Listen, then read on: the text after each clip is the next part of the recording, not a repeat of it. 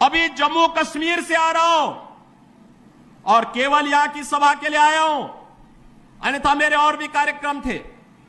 मैंने कहा नहीं, मैं जाऊंगा सरधना में, मैं इस बार जरूर जाऊंगा, 24 में मैं जरूर जाऊंगा। और बहनों भाइयों, मैं इसीलिए आया हूं आपसे कहने के लिए, जो लोग गुमराह कर रहे हैं उनके गुमराह में आने की आवश्यकता नहीं। ये लोग कभी नहीं आएंगे। फिर जाति के सौदागर उपयोग करेंगे, बाद में सौदेबाजी करके गायब हो जाएंगे। हमें किसी भी ऐसे व्यक्ति के बहकावे में नहीं आना है जिससे हमारा राष्ट्र धर्म खतरे में आए।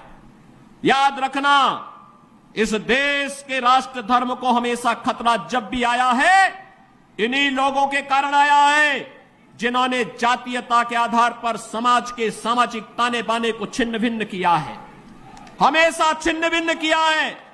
और बहनों और भाइयों, मैं आपको इस बात के लिए आश्वस्त करता हूं कि कोई माय के लाल बाल बांका नहीं कर सकता है। सुरक्षा की इतनी पुख्ता व्यवस्था हमने की है यूपी के अंदर। आज आप देखते होंगे बड़े बड़े दुर्दांत माफिया और अपराधी किस कदर उनकी दुर्गति हो रही है। आप देख रहे होंगे, जिनके नाम से ही लोग कर्फ्यू जैसा माहौल होता था, आज उनकी दुर्गति क्या है हर व्यक्ति देख रहा है।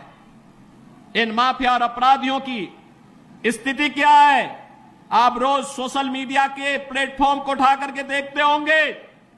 एक दुर्दांत माफिया ऐसा भी था, बहनों और भाइयों, जब आज समाजवादी पार्टी की सरकार के समय चलता था तो मुख्यमंत्री हो या मुख्य न्यायाधीश, इन सब के काफिले रुक जाते थे और माफिया का काफिला निकलता था।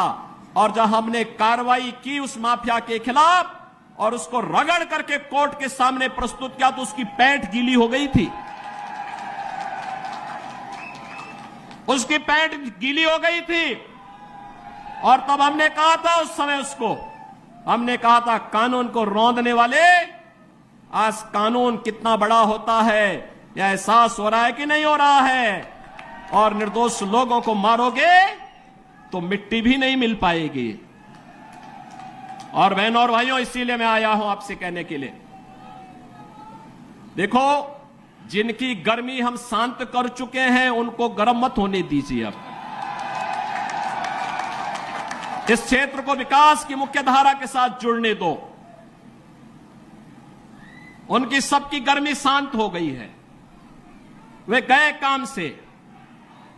और इसीलिए मैं आप सबसे अपील करने के लिए आया हूं कि पूरे देश की एक आवाज है, पूरा देश एक ही स्वर में बोल रहा है।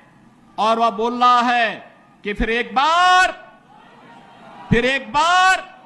मोदी सरकार, फिर एक बार